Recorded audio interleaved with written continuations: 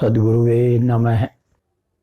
सदगुरु कबीर साहब ने अपने अनन्य शिष्य धनी धर्मदास जी को अनुराग के 3 दृष्टांत सुनाए।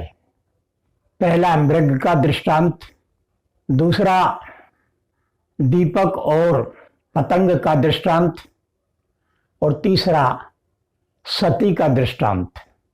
मृग, पतंग और सती तीनों ही अनुराग से अपने आप का, अपने तन का उत्सर्ग कर देते हैं। ये उनका सच्चा अनुराग है जो सबको सीख देता है। धनी धर्मदास साहब इसे भली भांति समझ रहे हैं।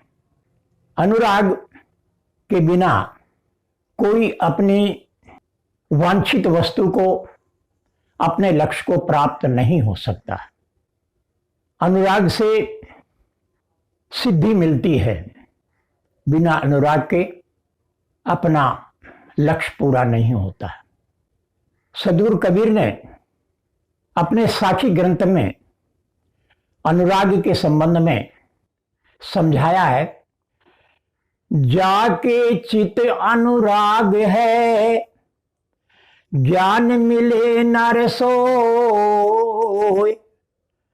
बिनु अनुराग न पावई, कोटि करे जो कोई।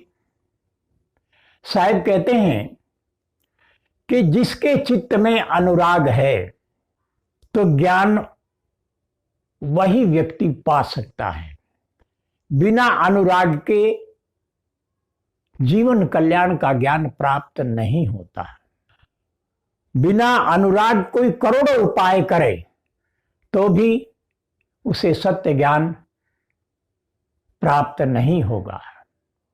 सत्संग में अनेक लोग जाते हैं और वर्षों तक जाते रहते हैं, कई बार पूरा जीवन बीत जाता है और वहां पर वे संत गुरुजन का ज्ञान सुनते हैं।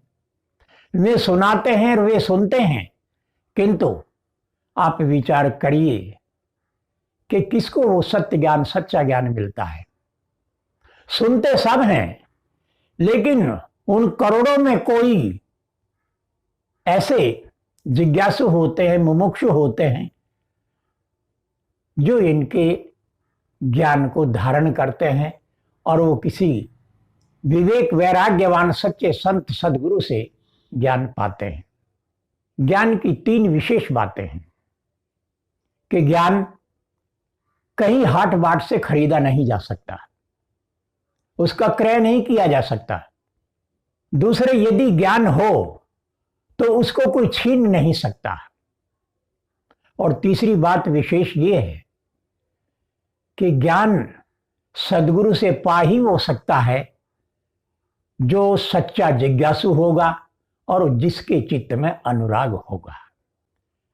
अपने सदगुरु के प्रति जिसका सच्चा अनुराग होगा, अपने इष्ट आराध्य आत्मा परमात्मा से एवं जीवन कल्याण से जिसका सच्चा अनुराग होगा, वही ज्ञान प्राप्त कर सकता है। और वो अनुराग कैसा हो? जैसा कि अभी सुना, मृग को नाद शब्द से अनुराग है और वो समर्पित हो जाता है, अपना तन दे देता है। पतंग को दीपक की लो से तो वो उसमें जल मरता है, परवाह नहीं करता। और सती अपने पति के मृतक शरीर के साथ अपने जीवन को अर्पित कर देती है, चिताग्नि में जल जाती है। तो ये एक दृष्टांत प्रेरणा देते हैं कि अपने इष्ट के प्रति, अपने लक्ष्य के प्रति सच्चा अनुराग हो। तो जिसको सच्चा अनुराग होगा, ज्ञान भी वही प्राप्त कर सकेगा। सदगुरु कबीर साहब अपने सुपात्र शिष्य धर्मदास साहब से कहते हैं, धर्म ये है अनुरागी बाणी, तुम तत देख कहूं बिलछानी। सदगुरु कबीर साहब कहते हैं कि हे धर्मदास, ये अनुराग की वाणी है जो मैंने तुम्हें समझाई है। तुम्हारा समर्पित भाव देखकर, तुम्हारा सच्चा अनुराग जानकर मैंने तुम्हें ये अनुराग की वाणी छानबीन करके, पूरी तरह से निर्णय करके तब ये दृष्टांत सुनाया और अनुराग के संबंध में बताया। बिलछानी शब्द बड़ा महत्वपूर्ण है। बिलछानी का अर्थ है कि बिलो कर बताया। बिलोना, जैसे कि दूध होता है तो दूध का सार तत्व क्या है, उसे पाने के लिए गर्म करते हैं, उबालते हैं और ठीक उसके तापमान के अनुसार उसमें कुछ खट्टा आदि वस्तु डालकर जमा देते हैं, वो दही जम जाता है। किंतु दही से भी वो बात नहीं बनती, फिर उसको बिलोना पड़ता है। और बिलोने पर क्या प्राप्त होता है? वो सार वस्तु है मक्खन। मक्खन दूध की सार वस्तु है और उसको बिलोने पर प्राप्त होती है। तो सदगुरु कबीर कहते हैं कि मैंने बिल्कुल बिलोकर सार बात तुम्हें समझाई है कि अनुराग जो है वो क्या होता है और कैसा अनुराग होना चाहिए। आगे वो कहते हैं, ऐसे जो नाम ही लो लावे, कुल परिवार सभी बिसरावे।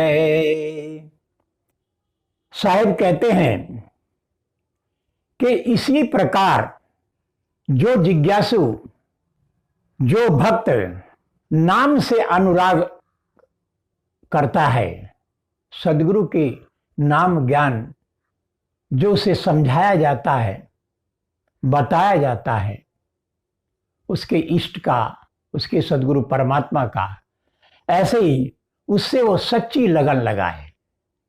जिस प्रकार ये ऊपर की दृष्टांत सुने, उसी प्रकार वह नाम से, नाम ज्ञान से लगन लगाए और अपने कुल, परिवार आदि जितने भी जन संबंधी हैं उनको भुला दे, अर्थात उनकी मोह आसक्ति का त्याग कर दे। लोग इस भव सागर को पार करना चाहते हैं और लोभवश वो दो जगह से नेह लगाते हैं। एक तो ये कि जो हमारा घर परिवार संबंधी हैं, हमारे संसार के जो प्राणी पदार्थ हैं, तो वे उनसे भी मोहासक्ति रखते हैं कि ये न छूट जाए। और दूसरे उनको ख्याल है कि आखिर जीवन का उद्धार भी करना चाहिए, तो वे राम से भी लगन लगाते हैं। लगन कहें या उनका मोह कहें, लोग वो चाहते हैं कि हमारा ये संसार भी रहे और उधर राम मिल जाए, हमारा मोक्ष हो जाए, दोनों बात चाहते हैं। किंतु ये संभव नहीं है। जब नदी पार करना होता है तो जिस किनारे पर खड़े हैं वो किनारा तो छोड़ना पड़ेगा। बिना उस किनारे के छोड़े दूसरे किनारे पर जा नहीं सकते। तो हम संसार में हैं, संसार के प्राणी पदार्थों में हमारा मोह है, आसक्ति है, और हम राम को पाना चाहते हैं, अपना मोक्ष चाहते हैं। तो ये मोहासक्ति तो तोड़नी पड़ेगी, छोड़नी पड़ेगी। बिना इसके छोड़े राम अथवा मोक्ष की प्राप्ति नहीं होगी।